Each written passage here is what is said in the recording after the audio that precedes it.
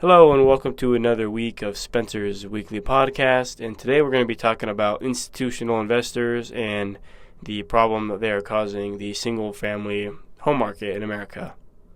Did you know that 40% of U.S. single-family rental homes are projected to be institutional investor controlled by 2030? This is according to a MetLife investment management study that was done. And that is basically where we're going to start off this week's podcast. Basically, what we're going to be talking about today is how corporations need to be stopped from buying up our homes in America before it's too late, and we all need to take action to protect the American dream before it's gone, and none of us can ever own homes ever again, basically. And basically, the problem here is that corporations are just buying single-family homes, and it's driving up the prices, making it near impossible for anybody not an investor to buy single-family homes. As Jordan Ash said in a study I read, it's almost a captive market. This guy is a director of labor jobs and housing at the private equity Stakeholder Project. He said that they have been explicit about how people are getting shut out of the home buying market and are going to be perpetual renters. By 2030, the institutions may hold around 7.6 million homes, or more than 40% of all single-family rentals on the market, and this is according to a 2022 forecast that MetLife Investment Management did.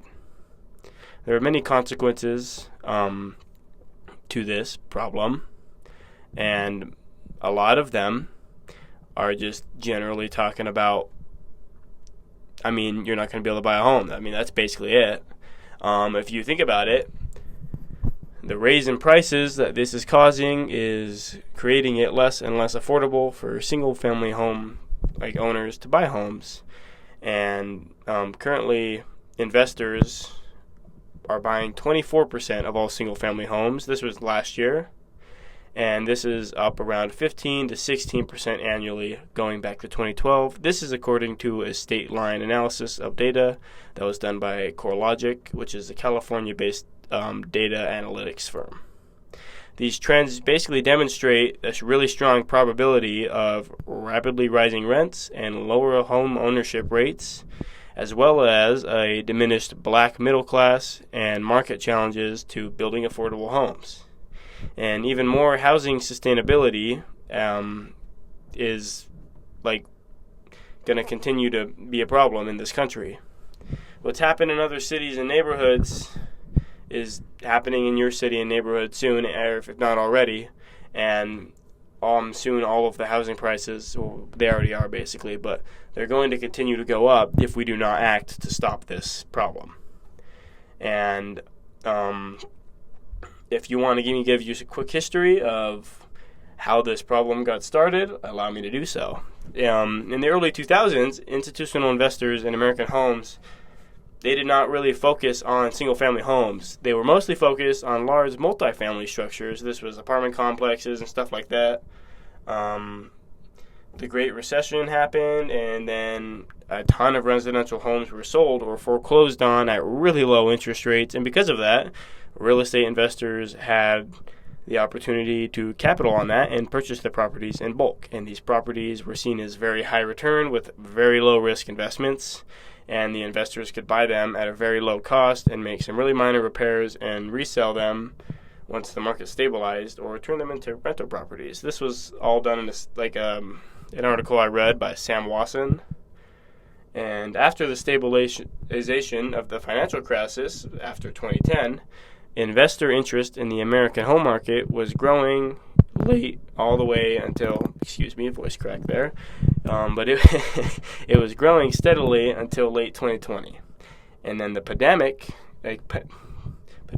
was a colossal shift in almost every industry across everywhere, basically. And the home market was not very different. People's preferences changed, and certain demographics, like millennials, flocked to metropolitan areas for work. But once the pandemic hit and the work-from-home trend blossomed, everybody fled these tech centers and went to the suburbs, and this created a huge boom in housing market.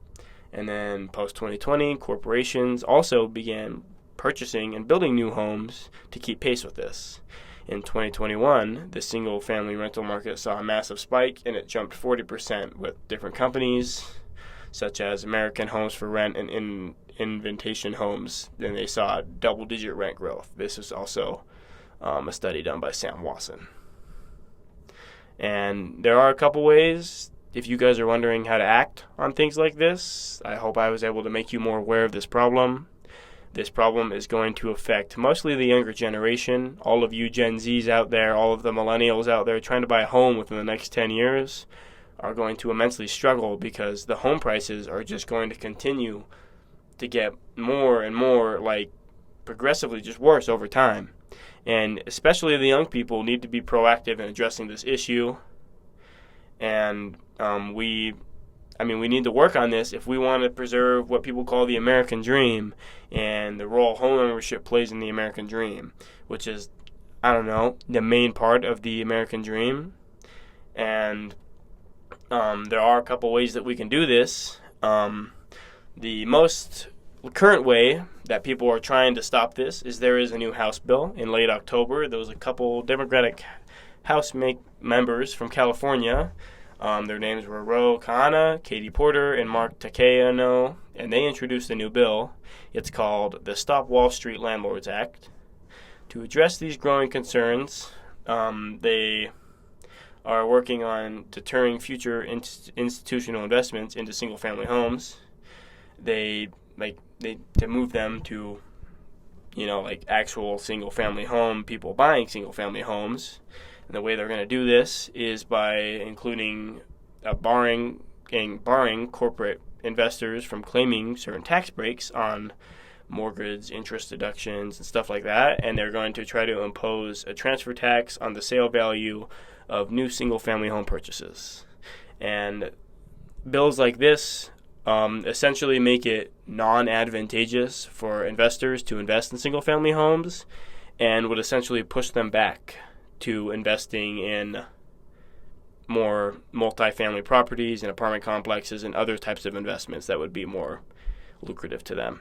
So honestly, the only way that I think that we could fix this problem in this country is by doing things like that and changing what the investor wants to do, because we are not going to be able to ban the investor from buying homes. That's not how this country works. And sometimes I wish it did, but that's besides the point, and that is not what we're talking about. But corporations run this country, and if we make it so that it is not advantageous for corporations to buy single-family homes, it will effectively force them out of buying single-family homes. Because if corporations want to buy single-family homes, they will buy single-family homes, and they will not be stopped. So the only way that we can work on this is by voting on bills and voting for people that support different bills. Whether you're Republican, Democrat, I don't care. I frankly do not care. If you do not want the American dream to be destroyed, basically, then you need to work on this. If you care about it, I care about it. But the only way I think that we make this happen is by showing up in elections and voting and pushing bills like this that protect the interest of the American citizens and not the corporations, and help preserve our right to own land and the American dream. And basically that's all we have to talk about today. Sorry it was a short episode, but basically my key points are corporations are buying up single-family homes, and I've explained that this is going to continue to happen. And I've explained some ways that I think you can stop it. I think it's important to stand up if you care in this subjects like this. If you care in any subject, you should stand up. But this is one that I specifically think needs to be addressed quickly, if at all possible. And thank you for listening. I encourage you to share this podcast with others who care about this issue. If you want to get the word out, if you want to talk to me and you want to get more information about this and work on this with me and talk about this with me, leave a comment down below and I will reach out and we can get connected. And I hope you guys enjoyed this week's podcast, and hopefully you took something from it. Let me know your thoughts in the comments, and I'll see you guys next week on Spencer's Weekly Podcast.